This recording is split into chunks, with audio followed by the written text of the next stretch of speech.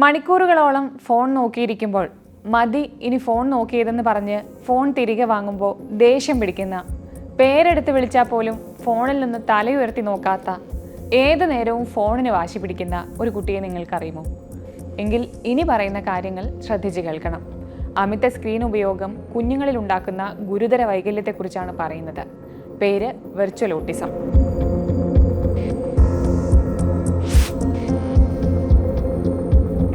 ഒരു ദിവസം നിങ്ങളുടെ കുഞ്ഞുങ്ങൾ കണ്ടു തീർക്കുന്ന കാർട്ടൂണുകളും റീൽസും എത്ര വരുമെന്ന്, അതേതൊക്കെയാണെന്ന് നിങ്ങൾക്കറിയോ?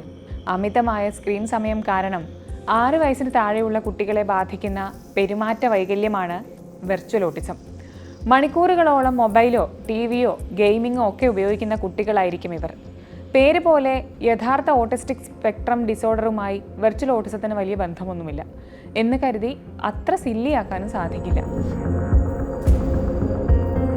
കമ്മ്യൂണിക്കേഷൻ ഇഷ്യൂ, സംസാരക്കുറവ്, ഒറ്റപ്പെട്ടിരിക്കുക, മറ്റു കുട്ടികളുമായി ഇണങ്ങാതിരിക്കുക, ഈ പ്രവണതകളൊക്കെ വെർച്വൽ ഓട്ടിസത്തിൻ്റെ ലക്ഷണങ്ങളാണ്. വളരെ നോർമലായി മറ്റുള്ളവരോട് പെരുമാറുകയും കുട്ടികൾക്കൊപ്പം കളിക്കുകയും ചെയ്തിരുന്ന ഒരു കുട്ടി സ്ക്രീനിലേക്ക് കൂടുതൽ ഒതുങ്ങുകയും അധികമാരോടും സംസാരിക്കാതെ, പുറത്തു പോവാൻ താല്പര്യം കാണിക്കാതെ, ഉൾവലിഞ്ഞ് അവനവനിലേക്ക് ചുരുങ്ങുന്നുണ്ടെങ്കിൽ ശ്രദ്ധിക്കണം. വെർച്വൽ ഓട്ടിസത്തിൻ്റെ ലക്ഷണമാകാം. എപ്പോഴും ഫോൺ ചോദിച്ചുകൊണ്ടിരിക്കുക, പേര് വിളിച്ചാൽ പോലും ശ്രദ്ധിക്കാതിരിക്കുക, മൊബൈൽ വാങ്ങുകയോ TV ഓഫ് ചെയ്യുകയോ ചെയ്താൽ ദേഷ്യപ്പെടുകയോ അക്രമാസക്തരാവുകയോ ചെയ്യുക, ആത്മഹത്യാ പ്രവണത, ചെറിയ കുഞ്ഞുങ്ങളാണെങ്കിൽ സംസാരിക്കാൻ വൈകൽ, അമിത വികൃതി, ഉറക്കക്കുറവ്, ഉത്കണ്ഠ ഒക്കെ വെർച്വൽ ഓട്ടിസത്തിൻ്റെ ലക്ഷണങ്ങളായി കണക്കാക്കാം. കാർട്ടൂണും സ്ക്രീൻ കാഴ്ചകളും മാത്രമായി കുട്ടിയുടെ ലോകം മാറുകയും അതിലെ കഥാപാത്രങ്ങളെ അനുകരിക്കുക, അവരെ പോലെ സംസാരിക്കുക എന്നതൊക്കെ വെർച്വൽ ഓട്ടിസത്തിൻ്റെ ലക്ഷണങ്ങളായി കാണാറുണ്ട്. മാത്രമല്ല, വെർച്വൽ ഓട്ടിസമുള്ള കുട്ടികൾ ഐ കോണ്ടാക്റ്റ് തരില്ല, കണ്ണിൽ നോക്കി സംസാരിക്കുകയോ മറ്റുള്ളവരോട് ഇടപെടുകയോ ചെയ്യില്ല. 3 വയസ്സിന് താഴെയുള്ള കുട്ടികൾക്ക് ഫോൺ യാതൊരു കാരണവശാലും കൊടുക്കരുതെന്നാണ് പഠനങ്ങൾ പറയുന്നത്. കാഴ്ചകളെ ഓർമ്മയിൽ സൂക്ഷിക്കാൻ കുഞ്ഞുങ്ങൾ പഠിക്കുന്ന പ്രായമാണത്. അതായത് വിഷ്വൽ മെമ്മറി രൂപപ്പെടുന്ന സമയം. സ്ക്രീനുകളുടെ അതിപ്രസരവും കാർട്ടൂണുകളുടെയും ഗെയിമുകളുടെയും ഒക്കെ ചടുലതയും കുട്ടികളുടെ തലച്ചോറിൻ്റെ വികാസത്തെ സാരമായി തന്നെ ബാധിക്കാം. തീവ്രമായ സ്ക്രീൻ എക്സ്പോഷർ കുട്ടികളുടെ ബുദ്ധിവികാസത്തെയും തലച്ചോറിൻ്റെ പ്രവർത്തനങ്ങളെയും ബാധിക്കുമെന്ന് എത്രയോ പഠനങ്ങൾ പറയുന്നുണ്ട്. മാരിയസ് സാംഫിർ എന്ന റൊമേനിയൻ സൈക്കോളജിസ്റ്റാണ് വെർച്വൽ ഓട്ടിസം എന്ന പദം ആദ്യം ഉപയോഗിക്കുന്നത്. വെർച്വൽ ഓട്ടിസം ബാധിച്ച കുട്ടികളിൽ സമാന പ്രായക്കാരെ അപേക്ഷിച്ച് മാനസിക ശാരീരിക വികാസം വളരെ പതുക്കെയാകുമെന്നാണ് മാരിയസ് സാംഫിർ 3 വർഷത്തോളം നീണ്ട തൻ്റെ പഠനത്തിലൂടെ കണ്ടെത്തിയത്. കുട്ടികൾ വീഡിയോ ഗെയിമും കാർട്ടൂണും ഒക്കെ കാണുമ്പോൾ തലച്ചോറിൽ ഡോപ്പമിൻ്റെ അളവ് കൂടുകയും അതുവഴി കുട്ടികൾക്ക് സന്തോഷം തോന്നുകയും ചെയ്യും. ഈ സന്തോഷത്തിനായാണ് അവർ വീണ്ടും വീണ്ടും സ്ക്രീനിലേക്ക് ചുരുങ്ങുന്നതും ബിഹേവിയറൽ അഡിക്ഷന് കാരണമാകുന്നതും. എന്തെങ്കിലും തരത്തിലുള്ള എക്സസൈസുകൾ 1 മണിക്കൂറെങ്കിലും ചെയ്താൽ ഡോപ്പമൈൻ്റെ അളവ് വർദ്ധിപ്പിക്കാം. വ്യായാമം കൊണ്ടുള്ള മറ്റു മെച്ചങ്ങളെക്കുറിച്ച് പറയേണ്ടതില്ലല്ലോ. കുറച്ചൊന്ന് പരിശ്രമിച്ചാൽ കുഞ്ഞുങ്ങളുടെ ഫോണിൻ്റെ ഈ അമിതോപയോഗം കുറയ്ക്കാനാവും. ഇനി പറയുന്ന വഴികളിൽ ഏതെങ്കിലുമൊക്കെ വർക്കാവാതിരിക്കില്ല. സ്ക്രീൻ സമയം നിങ്ങൾ നിശ്ചയിക്കുക. 2 വയസ്സിന് താഴെയുള്ള കുട്ടികൾക്ക് മൊബൈൽ നൽകണ്ട.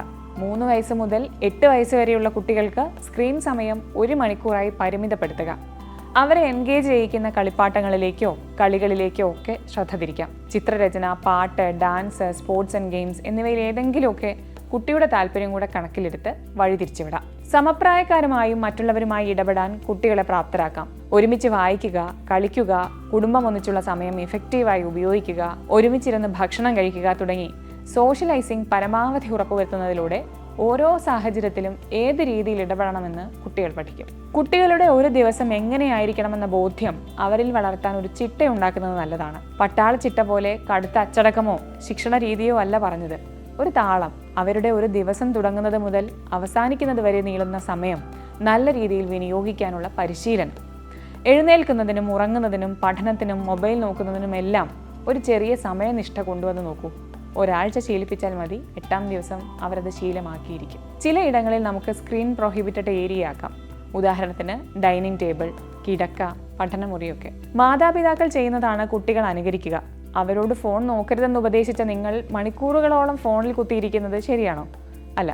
അപ്പോൾ സ്ക്രീൻ നിയന്ത്രണം നമുക്കുമാകാം. അവർക്ക് വേണ്ട രീതിയിൽ നമ്മൾ അവൈലബിൾ ആകുമ്പോൾ തന്നെ കുട്ടികൾ നമ്മോട് ചേർന്ന് നിൽക്കും. ഒരുമിച്ചുള്ള സമയങ്ങളിൽ പരസ്പരം നന്നായി ഇടപെടാം, കളിക്കാം, പാട്ട് പാടാം. ചെറിയ ചെറിയ വഴക്കുകൾ രമ്യമായ രീതിയിൽ പരിഹരിക്കാം. കുട്ടികൾ കണ്ടുപഠിക്കട്ടെ. കുട്ടികൾക്ക് അനുവദിക്കപ്പെട്ട സ്ക്രീൻ ടൈമിൽ കാണുന്നത് അവർക്ക് ദോഷം ചെയ്യാത്ത കണ്ടന്റുകളാണെന്ന് കൂടി മാതാപിതാക്കൾ ഉറപ്പുവരുത്തണം. സജീവമായ ഇടപഴകലും പഠനവും പ്രോത്സാഹിപ്പിക്കുന്ന ഏതെങ്കിലും തരത്തിൽ അവരുടെ മാനസിക വികാസത്തിന് ഉതകുന്ന ഉള്ളടക്കങ്ങളെ മാത്രം പ്രോത്സാഹിപ്പിക്കുക. വേഗതയേറിയതോ അമിതമായി ഉത്തേജിപ്പിക്കുന്നതോ ആയ ഷോകൾ കാണുന്നത് തടയാനും സാധിക്കണം. റീൽസും ഷോർട്സും പരമാവധി കാണാൻ അനുവദിക്കാതിരിക്കുക. ഓരോ റീലും ഓരോ തരം കണ്ടന്റുകളാണ്. ഒന്ന് സങ്കടമാണെങ്കിൽ മറ്റൊന്ന് അമിത സന്തോഷം തരുന്നതാവും. കുട്ടികളുടെ വൈകാരിക തലത്തെയാണ് ശരിക്ക് ഇത് ബാധിക്കുന്നത്. കളികൾ, പ്രത്യേകിച്ച് ഔട്ട്ഡോർ കളികൾ, ശാരീരികവും വൈജ്ഞാനികവുമായ വികസനത്തിന് ഏറെ ഗുണം ചെയ്യും. ഇത് കുട്ടികളിലെ പാഠ്യേതര കഴിവുകളെ വളർത്താനും ഓവറോൾ ഡെവലപ്മെന്റിനും സഹായിക്കും. മൊബൈൽ പൂർണ്ണമായി ഒഴിവാക്കുക എന്നത് പുതിയ കാലത്ത് അത്ര സാധ്യമാകുന്ന കാര്യമല്ല. ടെക്നോളജി ഫലപ്രദമായി ഉപയോഗിക്കാനാണ് നാം അവരെ പ്രാപ്തരാക്കേണ്ടത്.